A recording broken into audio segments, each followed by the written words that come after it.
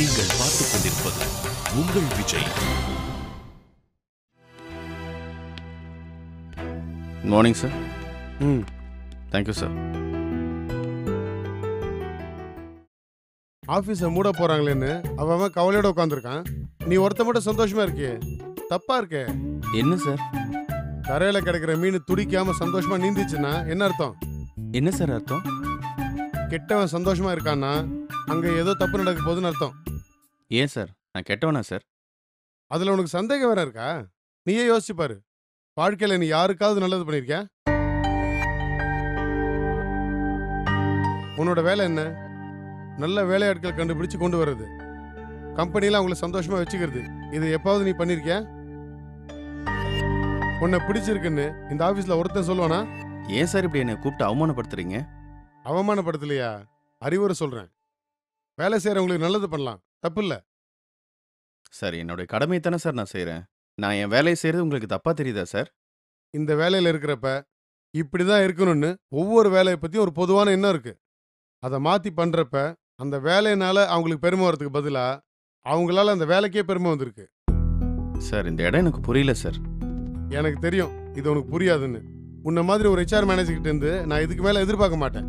சரி, உனக்கு புரியுற மாதிரி சொல்றேன். உலகம் பூரா இருக்கிற சுதந்திர போராட்ட வீரர்கள் துப்பாக்கி எடுத்து தேசத்துக்காக சண்டை போட்டுதான் சுதந்திரம் வாங்கியிருக்காங்க. கத்தி, ரத்தம், ஆயிரக்கணக்கான பேரோட மரணம், இது மூலமா தான் சுதந்திரத்தை அடைய முடியும்னு இந்த உலகமும் நம்பிட்டு இருந்துச்சு. அப்பதான் ஒருத்தர் சொன்னாரு, கத்தி இல்லாம சண்டை இல்லாம ஒரு நாட்டுக்கு சுதந்திரம் வாங்க முடியும்னு ப்ரூவ் பண்ணாரு.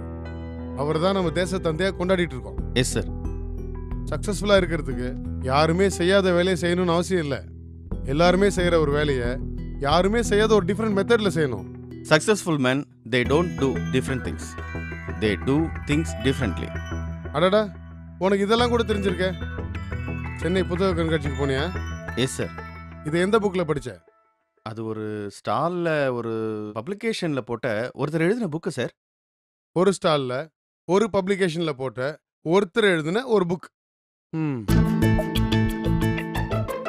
அந்த பப்ளிகேஷன் எதுன்னு தெரியாது, ஸ்டால் எதுன்னு தெரியாது, அது ஒரு ஆத்தர் யாருன்னு தெரியாது, அந்த புக்கோட பேரும் தெரியாது.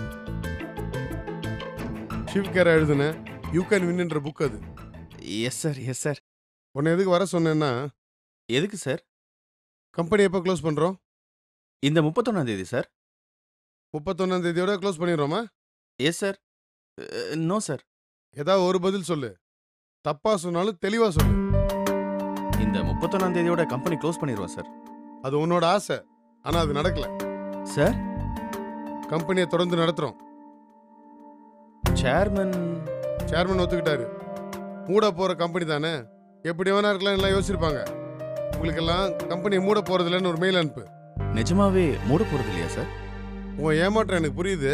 என்ன பண்றது? உன் ஒருத்தரை சந்தோஷமா வச்சுக்கிறதுக்காக மொத்த ஆஃபீஸையும் கஷ்டப்படுத்த முடியாதுல்ல. கம்பெனியை மூடலன்னு சொல்லு.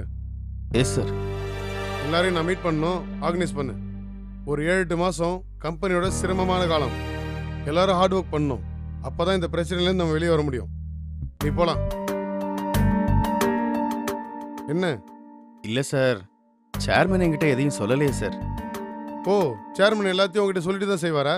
அப்படி இல்ல சார். அப்புறம் என்ன? போ.